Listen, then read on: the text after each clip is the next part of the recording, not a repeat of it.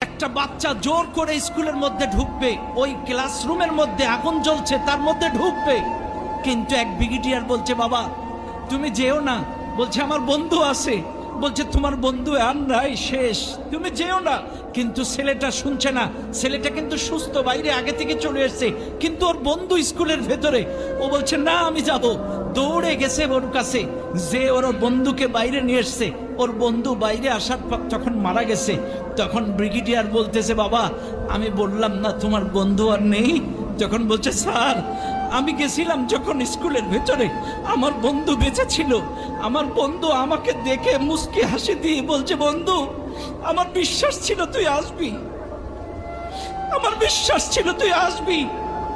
এরপরে আমি যখন ওকে বাইরে বের করতে গেছি তখন আমার বন্ধু মারা গেছে, আমি যদি না যেতাম আমার বন্ধুর শেষ বিদায় হাসি মুখটা দেখতে পেতাম না, আমি যদি না যেতাম আমার শেষ বিদায়টা দেখতে পেতাম না। এমন অসংখ্য দৃশ্য এই মাইলস্টোন স্কুলে ঘটেছে।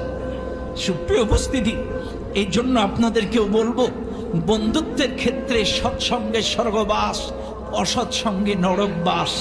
আপনারা এখানে যারা আছেন অবশ্যই আপনার বন্ধু নির্বাচনের ক্ষেত্রে সৎ বন্ধু নির্বাচন করবেন, আল্লাহওয়ালা, নামাজি, কোরআনওয়ালা, ইসলামওয়ালা বন্ধু নির্বাচন করবেন।